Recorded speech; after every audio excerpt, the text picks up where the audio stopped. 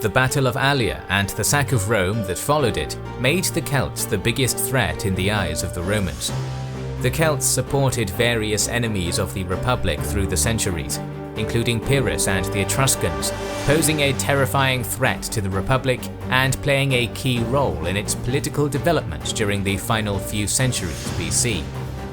Welcome to our video covering the least well-known, but perhaps most pivotal clash between Romans and their Celtic adversaries, which culminated at the Battle of Telamon in 225 BC. The constant warfare between the Romans and Celts continued and even intensified at the dawn of the 3rd century BC. Celtic forces fought in the defeat at Sentinum in 295 BC, and then, a decade later, put Arretium under siege. When a Roman army under Praetor Lucius Acilius attempted to relieve the city, it was smashed by the Celtic horde outside of the walls, and the praetor was killed. His replacement, Manius Curius, sent legates to northern Italy to bargain for the prisoner's return, but when these Roman negotiators reached the Po Valley, they were slain against all rules of ancient warfare, which stated that diplomats were inviolable. Incensed by the killing of their magistrates in such a barbarous manner, Rome sent another army north to punish the Celts. It met the Senones, the very tribe whose warriors had sacked Rome a century earlier, in a fierce clash. Disciplined maniples of Hastati, Principes and Triarii tore through the Senone ranks and killed most of the enemy warriors. The rest were driven away, and their territories on the Adriatic were annexed, later to be known as part of Cisalpine Gaul.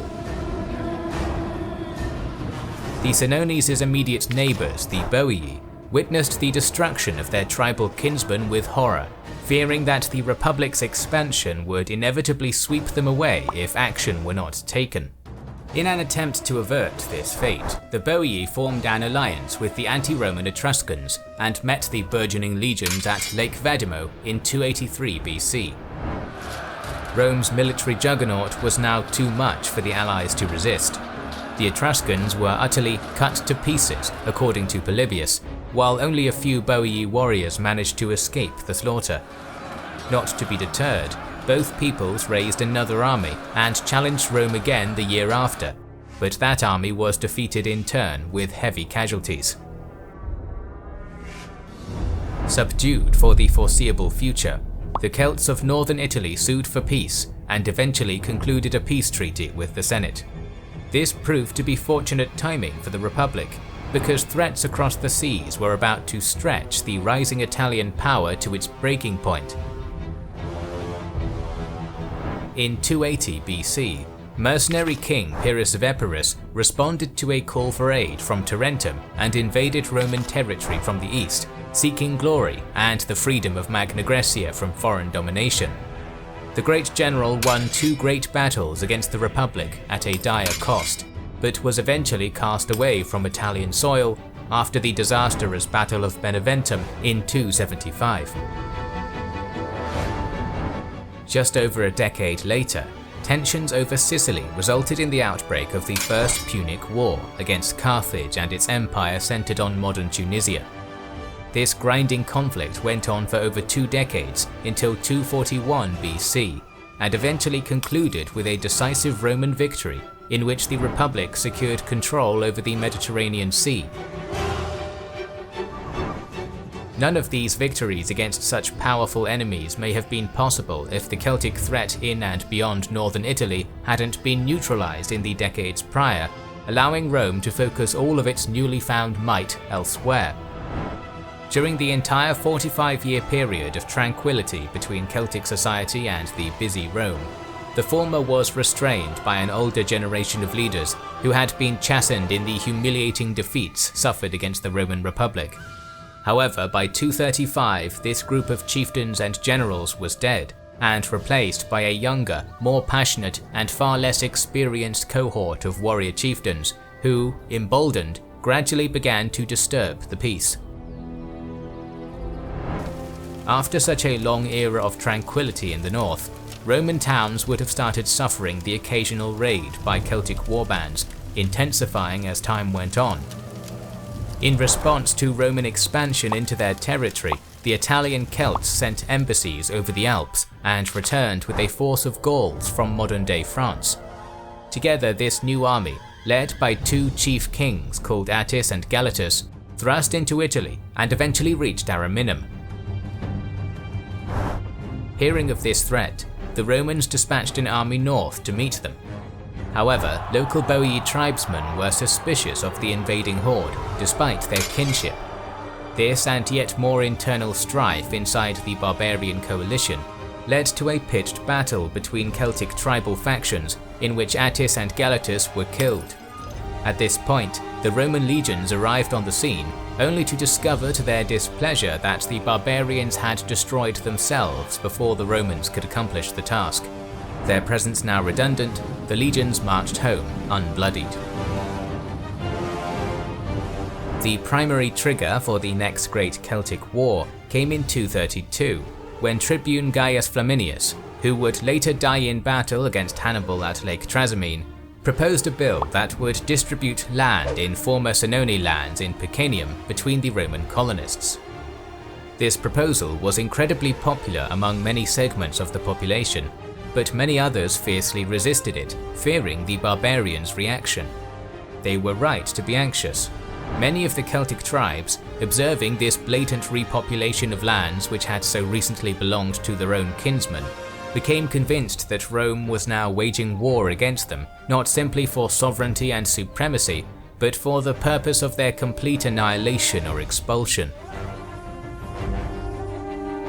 Not willing to go gently into that good night, two of the largest Italian Celtic tribes, the Insubres and the Boii, concluded a strong alliance and then sent representatives into Gaul. They eventually reached the territories of a combative group of Celts living in the Rhone Valley, known as the Gaecitae, fearsome, profit-minded warriors who frequently sold their violent services to the highest bidder as mercenaries. Upon reaching Gaecitae lands, the Italo-Celtic ambassadors received an audience with the local twin kings, Concolitanus and Anero Estus, speaking of Italy's vast wealth and pointing out just how much treasure could be hauled back if they crushed the Romans and put the peninsula at their mercy. Persuaded by the merits of this mercenary argument, the Gaecitae began mustering a truly massive and well-equipped army, drawn from their own lands and from Celtic tribes all over Western Europe. As this was happening in the north, the Carthaginian Empire took another step towards the Second Punic War by conquering most of Hispania, a process made considerably easier by the movement of so many Celt-Iberians to join the two kings' rapidly growing invasion army. Suddenly beset by threats on each flank, Rome renewed its previous treaty with the Barcids of Spain in order to fully concentrate its resources on the impending Celtic invasion. The storm finally hit in 225 BC, when the plunder-hungry 50,000-strong Gaecitae-led horde crossed the Alps and joined their brethren in Italy. Rome responded militarily by sending Consul Lucius Aemilius Pappus with a 40,000-strong army to Ariminum, where he awaited the Celtic onslaught. In a flurry of activity, messengers were sent from Rome in all directions. One went to Sardinia, recalling the Republic's second consul of 225, Gaius Attilius Regulus, who had been off quelling a revolt there at the time. Other hurried emissaries reached the courts of the Gaecitae's rival tribes, including those of the Veneti and Cenomani, who, upon receiving the Republic's offer, turned against their Gallic brethren and threatened to invade their lands. This forced the invading coalition to split its forces, leaving part of it in the Po Valley to defend against a possible Veneti invasion. Even in these early days, Rome's diplomatic lethality was one of its sharpest weapons. The Gaecitae, Insubres, Boii, and many other tribes assaulted Etruria as one, overwhelming the small defensive army there and ravaging its hard-gained wealth. Meeting little opposition, the barbarian horde began a march which must have invoked the darkest nightmares of every Republican citizen, directly on Rome itself. However, upon reaching Clusium, a scant 3 days' travel from the sacred capital itself, The Celts received reports that another 40,000 strong Roman allied army of Sabines and Etruscans was tailing them. Turning to meet the threat, the twin kings came into close proximity of their enemy at dusk before encamping for the night. At this point, the uncivilized barbarians used a wily trick. After lighting all of their fires, the Celtic cavalry was ordered to remain in camp until daylight rendered them visible. However, the foot warriors withdrew to a nearby town called Faesulae, where they hid in ambush, constructing a field of traps along the path where they expected Rome's legions to march. An attentive viewer might be surprised to hear the name Faesulae, as the distance between modern Faesulae, and modern Clusium, is more than 120 kilometers, making this retreat in such a short time impossible. So some modern authors suggest that there was another, lesser-known Faesulae closer to Clusium. When morning came, the unknown praetor observed an apparently vulnerable exposed formation of mounted enemy troops. Typical, he must have thought. The barbarian rabble at each other's throats again. Anticipating an easy victory, he began pursuing the Celtic horsemen who rode away towards Faesulae at his advance. Unfortunately for him, the Roman legions were struck by surprise upon passing the booby-trapped area, and after a fierce fight, were destroyed with 6,000 dead. The surviving Roman forces retreated to safety on a nearby fortified hill, but were surrounded and besieged there by the Celts.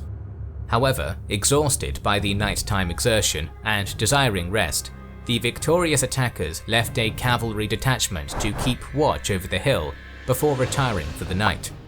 If the outmatched Romans did not surrender by daybreak, they would be attacked. During the dark hours, however, Lucius Aemilius's consular army arrived in the area, having received word of the invasion of Etruria while he was stationed at Ariminum.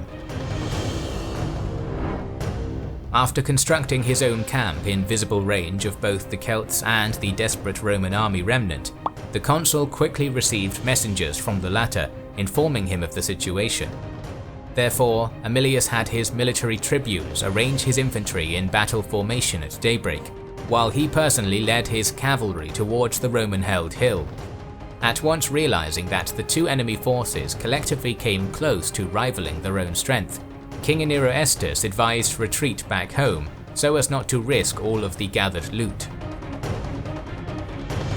Concurring with their chief, the Celtic army began withdrawing north along the western coast of Italy. As they did, Aemilius joined the survivors of the Faesulae disaster to his own army, and began following the barbarians, declining any pitched battle in favour of constant harassment of the enemy rear, and catching isolated foraging parties when the opportunity arose. As the leisurely Gaesote retreat north continued, Aemilius's consular colleague Regulus arrived in Italy from Sardinia by sea and reached the city of Pisa. He was now directly in the path of the marauding invaders, but didn't know it yet.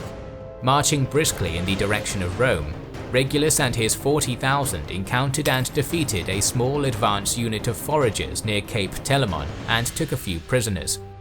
Upon interrogation, these barbarian captives revealed the details of everything that had occurred, as well as the current situation. The main Celtic army was nearby and approaching fast, with Aemilius biting at their heels. After initial surprise at the foe's close proximity, Regulus was overjoyed at the strategic situation. With himself blocking the road of retreat and his colleague to the enemy's immediate south, there was a very real opportunity for total victory. After concluding the interrogation, probably resulting in many dead Celts, Regulus drew up the infantry of his citizen legions into a standard battle formation. Velite skirmishers up front, Hastati new bloods in the first line, seasoned Principes in the second, and grizzled Triarii veterans in reserve. As the legionnaires began marching down the Telamon road in a typically disciplined Roman style, Regulus personally led the mounted equites to occupy a strategically placed hill just off the path, rushing the effort because of his eagerness to secure the position before the Gaesote and their allies arrived.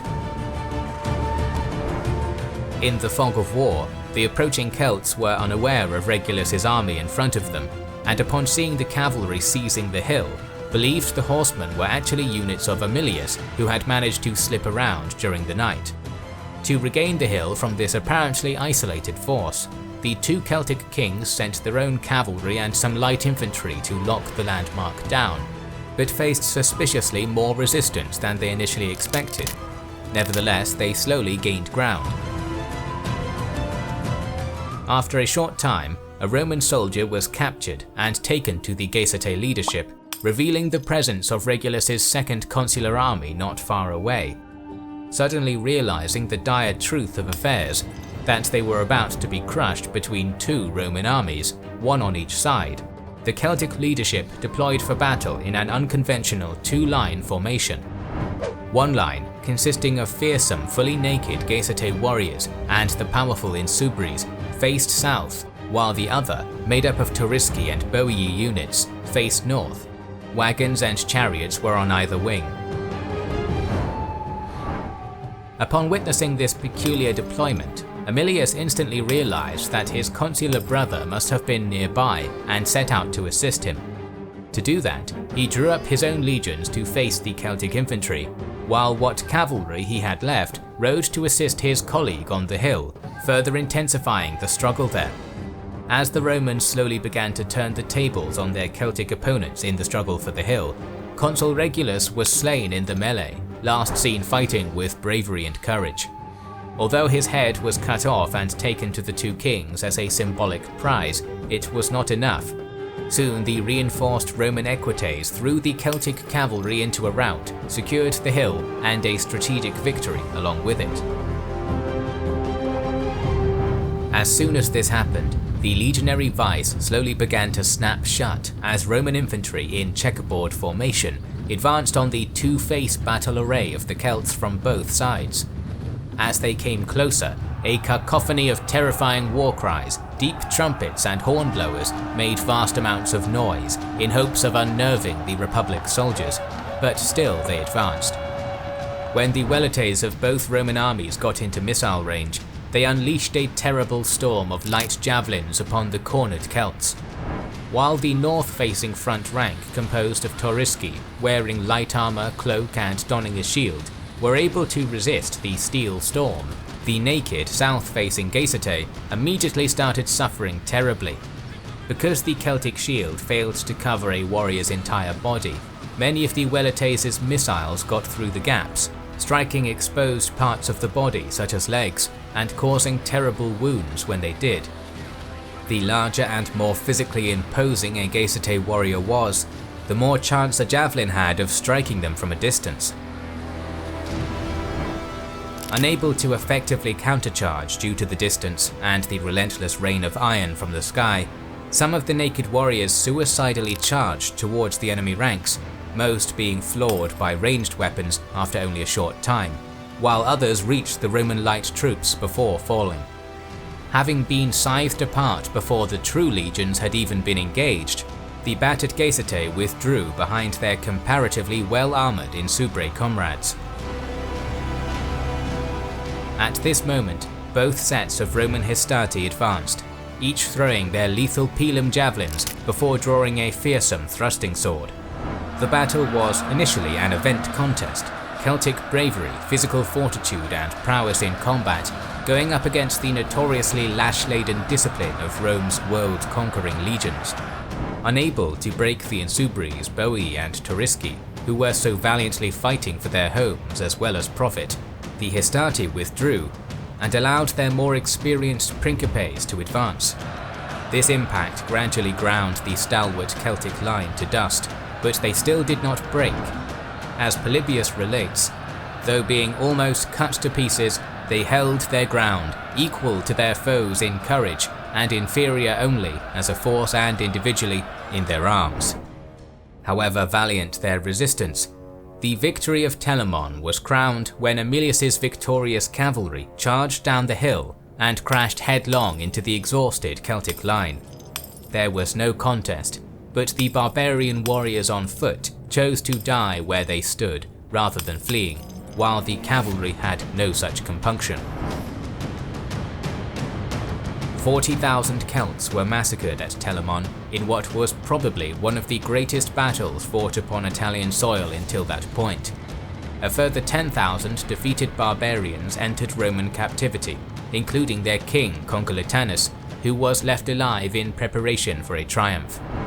As a reward for his legionaries, the consul marched north and invaded Boii lands in the Po Valley, allowing the troops free rein to pillage, loot and burn. With that done, he returned to Rome a hero and celebrated a gilded triumph in which Concolitanus was the star exhibit. The war continued for a few more years until the Celts suffered another decisive defeat at Clastidium in 222, finally breaking the back of Rome's barbarian enemies in northern Italy. This weakness allowed the Republic to seize most of fertile Cisalpine Gaul for itself, except for some irrelevant holdouts in the Alpine foothills. However, such a total victory on the Gallic frontier came at a cost that was not immediately apparent. Rome's nightmarish treatment of the Celts in Italy fostered resentment, bitterness, and a desire for revenge which festered for years. That would inevitably bear fruit when only 4 years after Clastidium, Hannibal Barca crossed the Alps and began the Second Punic War. His conquering army, which was soon to bring Rome to the brink of destruction, would constantly have its ranks swelled by Celtic peoples who were eager to enact a blood price on Rome for all the torment inflicted on them. More videos on Roman history are on the way, so make sure you are subscribed to our channel and have pressed the bell button. We would like to express our gratitude to our Patreon supporters and channel members who make the creation of our videos possible. Now you can also support us by buying our merchandise via the link in the description. This is the Kings and Generals channel, and we will catch you on the next one.